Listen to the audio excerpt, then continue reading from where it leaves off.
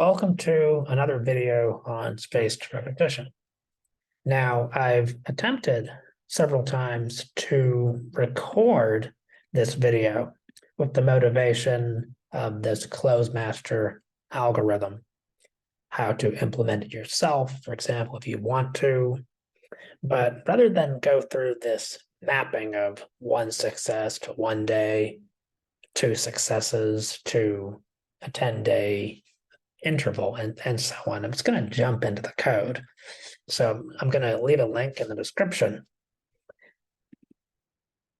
So to start with the actual content, what we're going to implement is a calculator to calculate ready for review for what I call a group of transactions.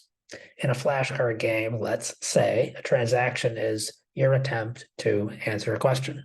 The front of the flashcard, if we look at this simple flashcard class, front might be 2 plus 2 equals, and the back, if you don't want to just compute it, would be 4, for example. Or what is the capital of the United States? Front, back, answer, Washington, D.C. So we have this simple flashcard concept, each is identified by a unique ID. Maybe we make this long, but nothing. So let's just go into the calculator. So we're going to consider these transactions. Now, this is all that has ever happened for a single player in this flashcard game. Now, to calculate the ready for review time, it's really a timestamp with a future date a lot of the time. So if I have, say, 4 successes in a row, according to the Clozemaster algorithm, at which point you've mastered that flashcard, you take the most recent transaction of the 4 successes and you add 180 days or half a year to that calculate. So let's figure out how to do that in Java. Now, I actually added some scaffolding this time around. I usually attempt to talk through it, but I usually spend 10, 20 minutes talking before writing any code. So I'm gonna just jump into it without seeing or feeling again what I've laid out in this skeleton, but maybe I'll feel better as things go on. Now I have this class transaction. So the first step really is to sort the transactions in case we don't know what order they're given to us by the time in what we call descending order. In other words, I want to look at the most recent first as I go through them to determine the winning streak or the losing streak. Now you'll see in this class transaction, I actually have to figure out a few things. So first question, when did the transaction occur? I choose to represent this as milliseconds. So it's number of milliseconds since, December 31st, 1969, or January 1st, 1970, however that goes. So I'm going to call this time millis.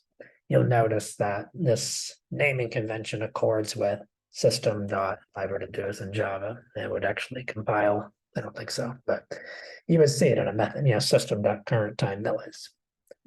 For which flashcard did the transaction occur?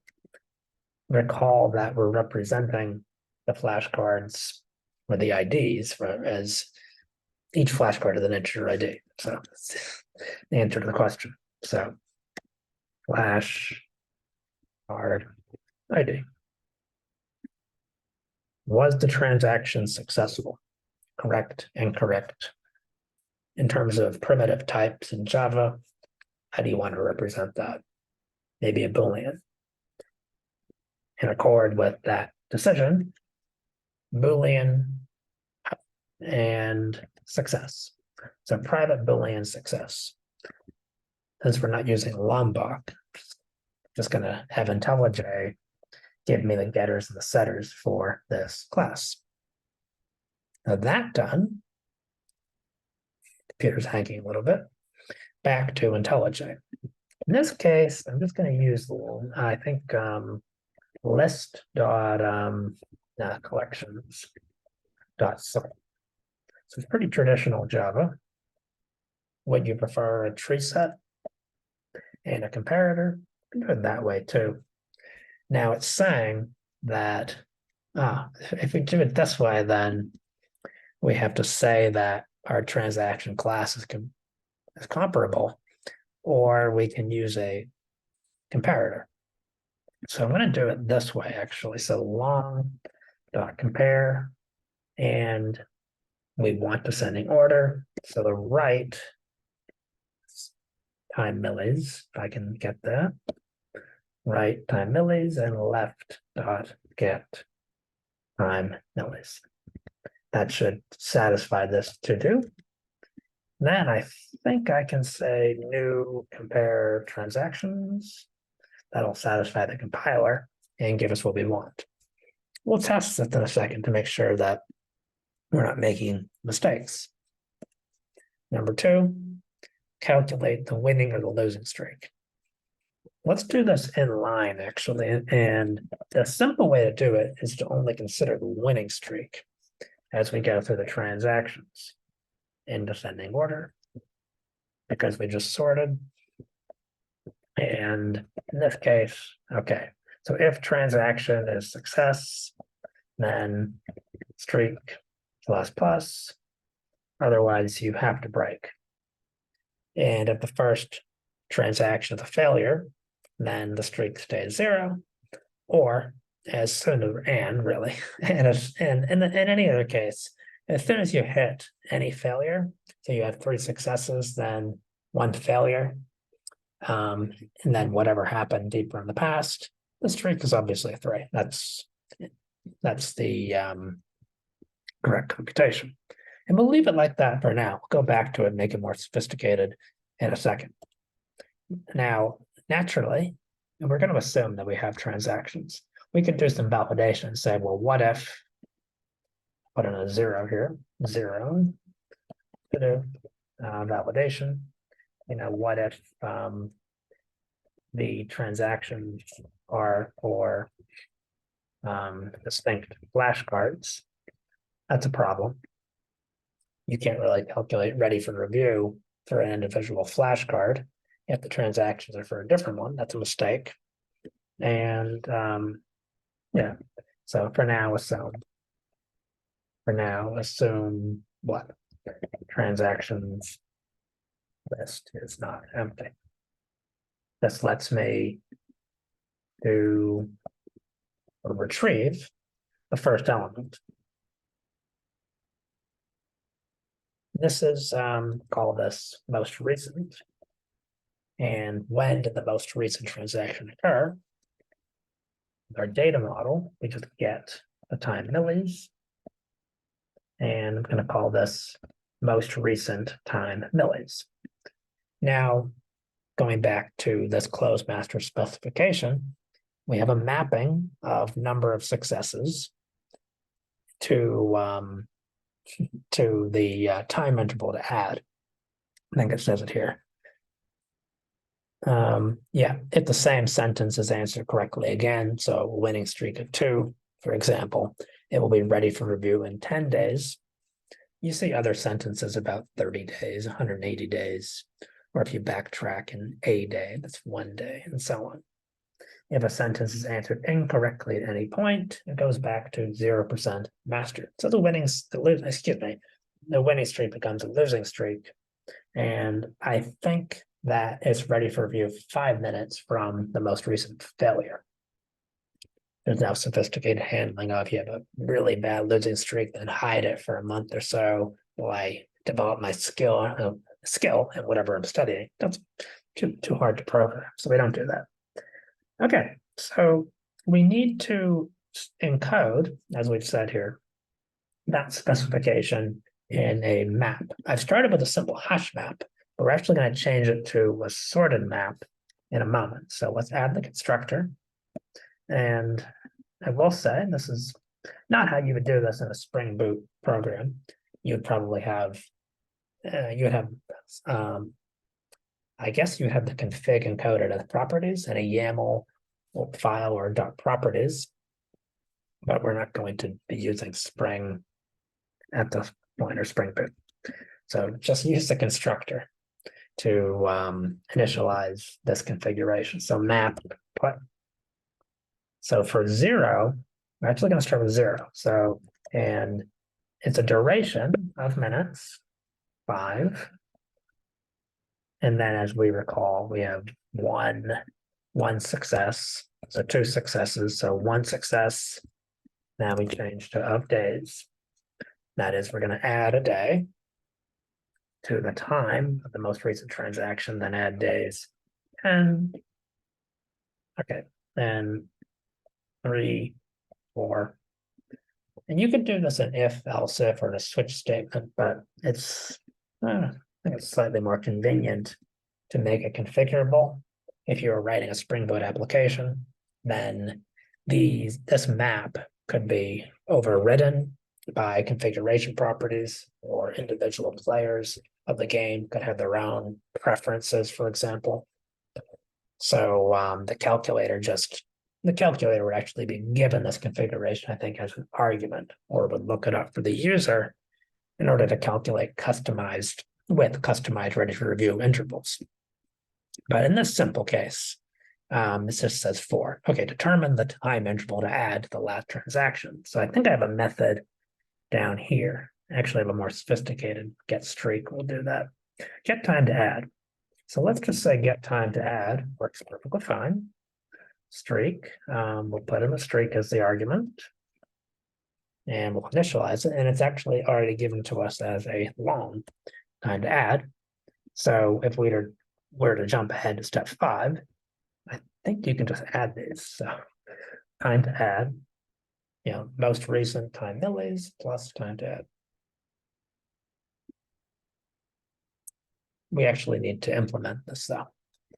So handle the case where we have a losing streak, and handle the case where the winning streak is greater than 4. What I recommend is actually not using a hash map, but a sorted map. We'll call it, we'll change the type to a tree map. And yeah, integers are comparable. So the sorted map with integer keys is perfectly fine. Okay, in this case, we need to decide what key we're going to use to access the map. Simple case is that the streak is just the key. But since we only have, go to this, we're only putting 0 through 4 on the map. What if we have a losing streak? Well, so if streak is less than, I could say less than 0, but we have a sorted map, so we can make this even more general. But for now, if streak is greater than 4, see where I'm going with this, else the key can just be the streak. Very well.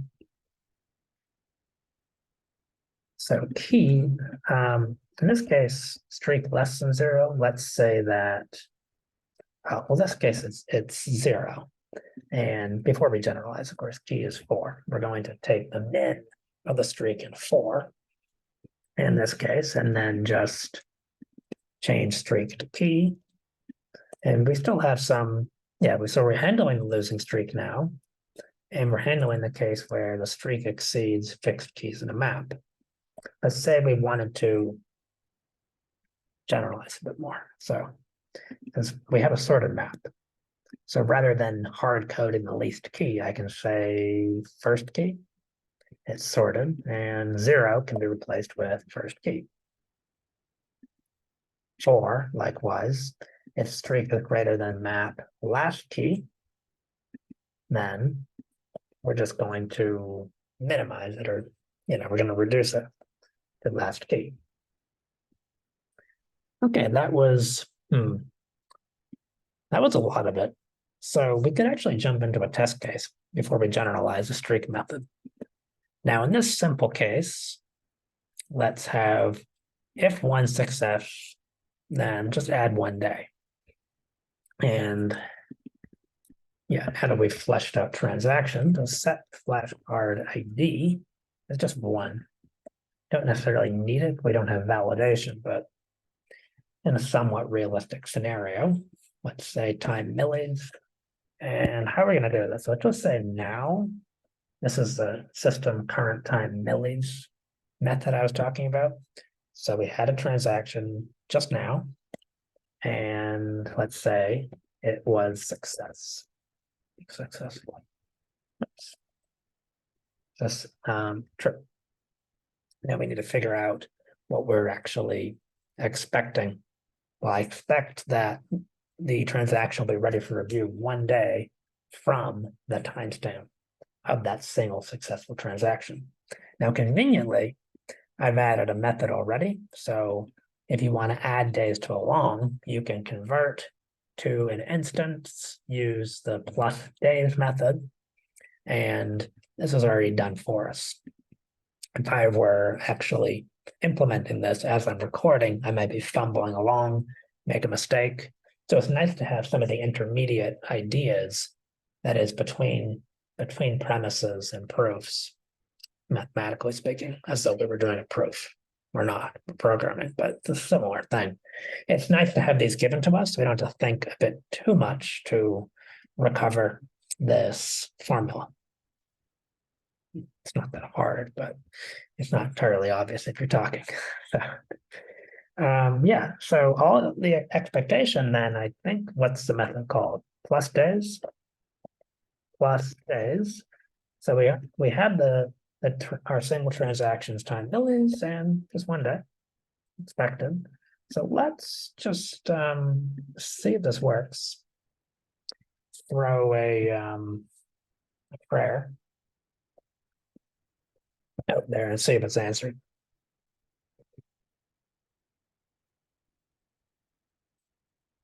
Well, the bill failed.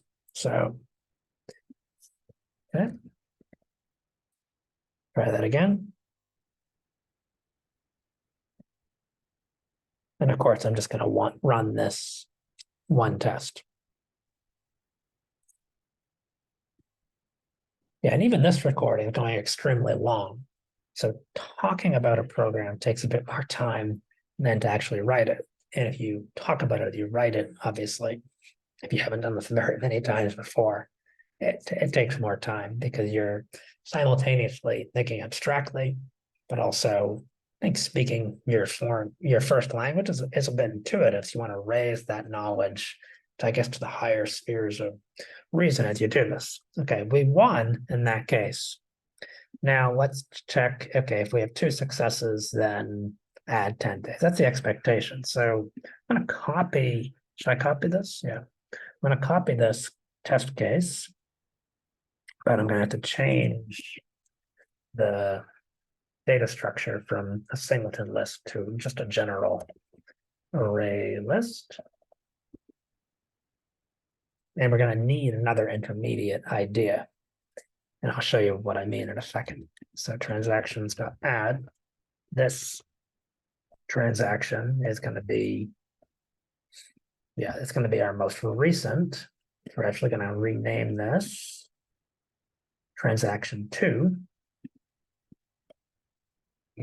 and change this to transactions. And we're going to need a transactions 1, but that took place at a different time. So this is going to be a bit error prone. It's going to manually change the name and avoid IntelliJ's suggestions. But you see where this is going. We have a calculator. We have simple test cases. This is pure Java JUnit. We're not using Spring Boot or Spring Boot Test or any of that. You could in a more sophisticated system, which is what I'd recommend. And notice that the flashcard ID is aligned. That's what we expect. And what I will do is I'm going to fix this current time millis for the test. So I'm just going to say it's current time millis. But ideally, you wouldn't even use this function. You would have some fixed time in history when you're writing a unit test. But I think we can get away with this. So let's implement minus days. It's going to be pretty much the same as plus, I believe. But we're going to change the plus to minus. And that's about it. So if I start from current time millis, I can say that the previous transaction took place, say minus days. So current time millis minus 1 day. Somewhat realistic. So yesterday I got it right. Today I got it right. When will the flashcard be ready for review? And my expectation is based on transaction 2, which is the most recent. I need to change that expectation at 10 days. So I'm kind of, I'm not, my expectations aren't really hard coded, not the best test mechanism, but when you're working with time, it's kind of easier to just use these given functions, which I've called intermediate ideas, the kind of things you might fumble to implement when you're doing a completely cold recording of this implementation. Okay, enough talk. Let's run the test and see what happens.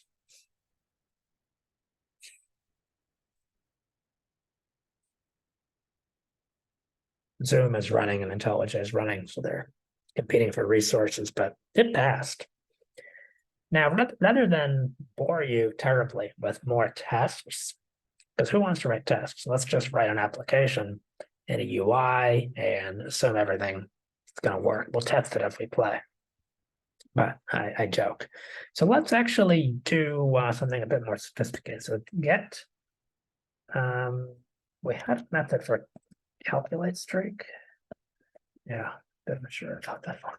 So let's actually implement this. But let's start with, we have a bunch of to-dos in here. Okay, so int streak. I'm going to start with the winning streak case and return the streak. How to generalize, how to also return a negative streak when we have a big losing streak. And so number one, assume that we had the transactions in descending order. Fine, we're not going to validate. 2, determine success flag. That is, we have a Boolean that has 2 possibilities, true or false. So the flag is success or failure. Do we have a streak of failures or successes? So in this case, let's just assume we have transactions. Don't validate the list is empty or not. And just call it flag.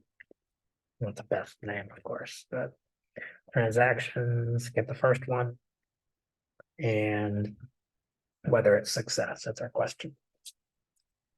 If you had a tree set, you could just get the first element. It's a bit simpler in that case. So flag. Now here we're checking for success.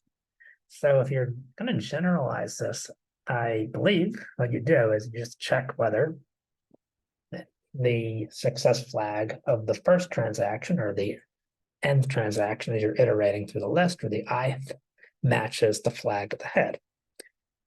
So okay, and for a sanity check, if you just have one transaction, then and it's just success, then the flag of the first transaction is going to match the initialized flag. We initialize before we start iterating. So of course, the first transaction is always going to match itself. We have transactions.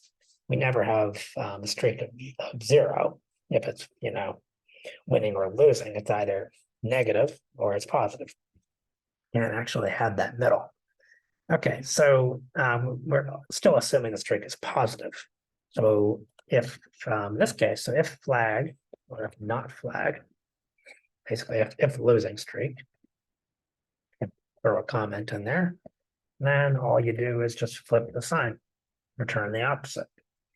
This won't change our test results, but if you were to compute statistics in the future on losing streaks on individual flashcards, hey, most players have a losing streak of say 4 or more on this flashcard. Maybe it's too hard, or maybe the answer on the back side of the card, if you've got a simple flashcard, maybe the back, yeah, you see the back says 3, 2 + 2 = 3. That's a mistake in the data.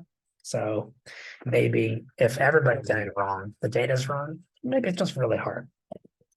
And yeah, that's about it. So what to do in the future? Some other questions involving this calculator. Right now, we're just calculating the ready for review for a single flashcard. And it's implicit that all transactions in the list are for the single flashcard ID. What we care about when we're playing a flashcard game, though, is which position or which flashcard to present to the user if we're reviewing, which one is most ready for review. And for that, looking ahead, you need a concept of a position, which is an aggregate of transactions for an individual flashcard. But today we'll leave it at that.